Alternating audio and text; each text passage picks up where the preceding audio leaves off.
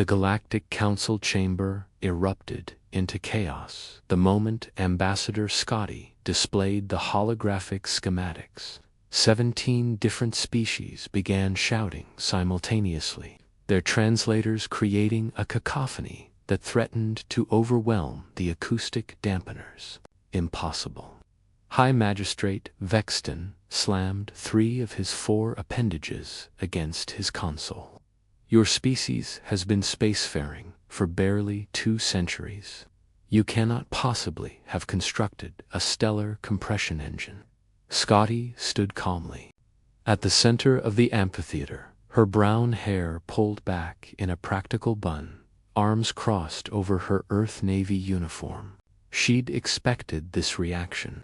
Humans always seemed to break the unwritten rules of galactic civilization, much to everyone else's dismay. And yet, she said simply, gesturing to rotate the hologram, the ISS Prometheus sits in orbit around Saturn as we speak, conducting final tests. The chamber fell silent.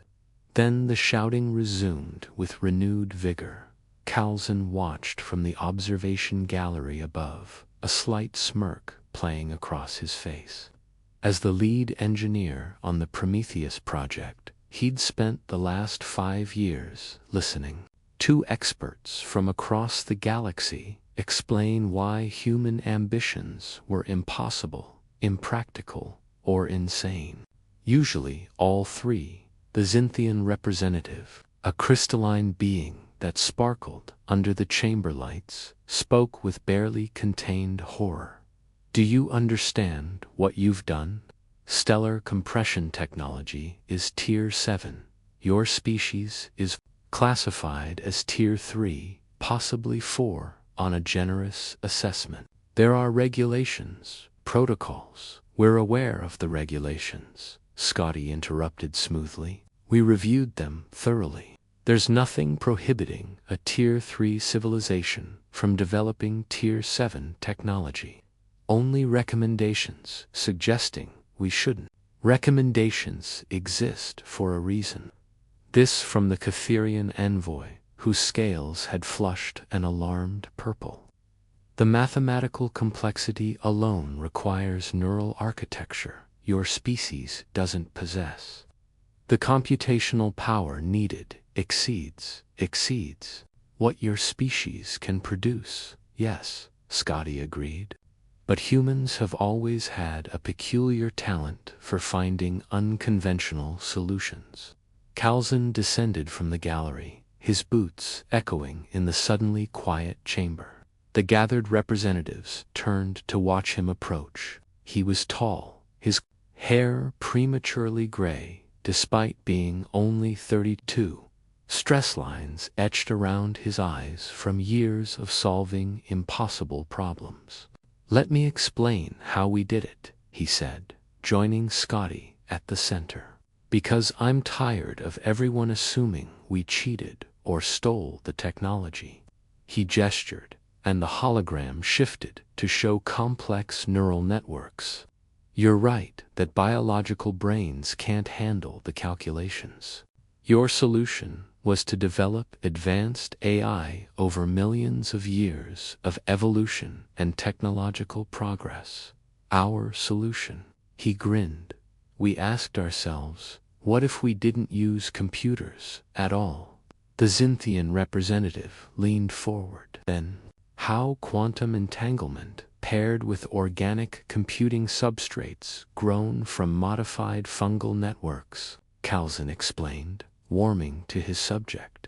Fungi on Earth have been processing massive amounts of information through chemical signals for hundreds of millions of years. We just helped them think bigger. The chamber exploded into protests again.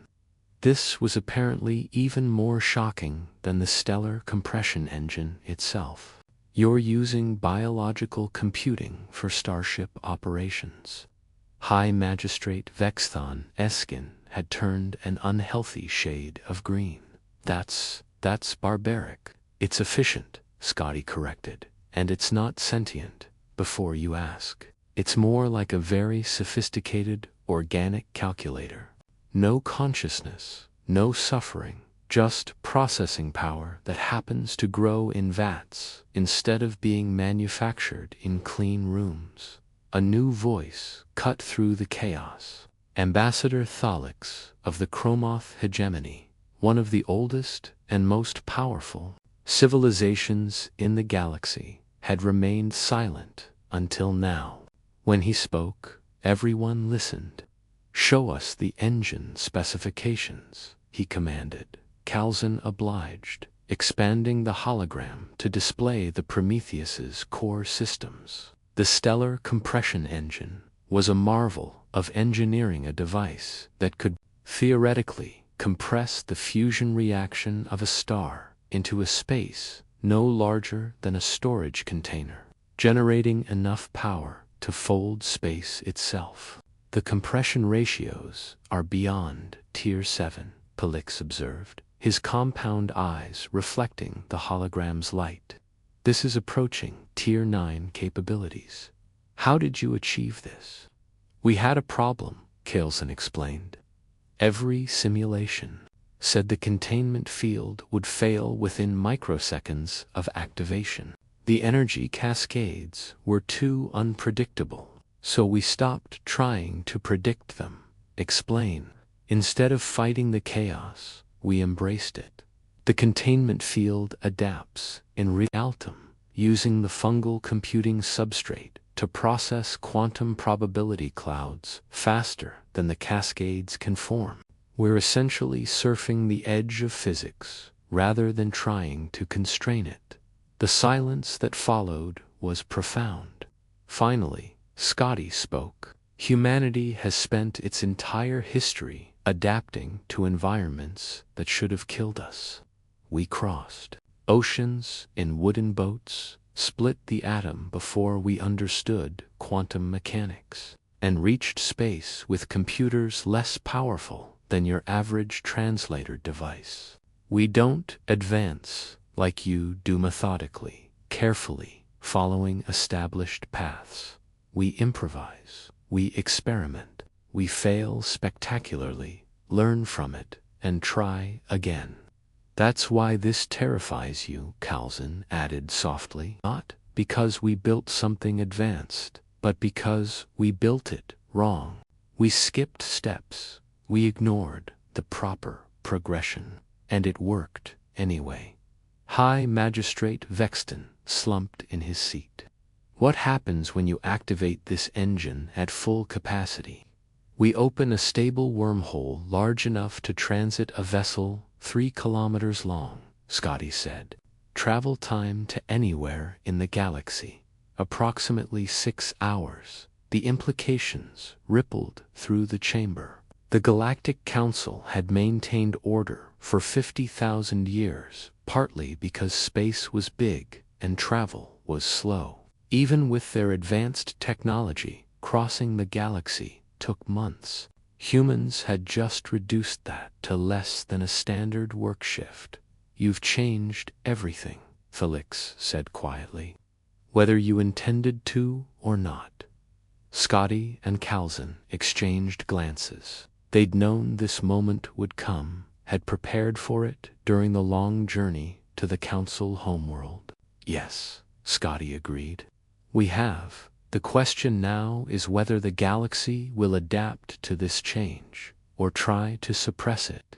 Because either way," Calzin finished, his voice carrying a subtle warning, "humanity isn't going back. We've never been good at staying in our designated boxes." The hologram of the Prometheus rotated slowly above them, a testament to human audacity, ingenuity, and the dangerous habit of asking why not, instead of accepting that's how it's always been done. The galaxy would indeed have to adapt, because humans, as always, had refused to follow the rules and had succeeded spectacularly in spite of them.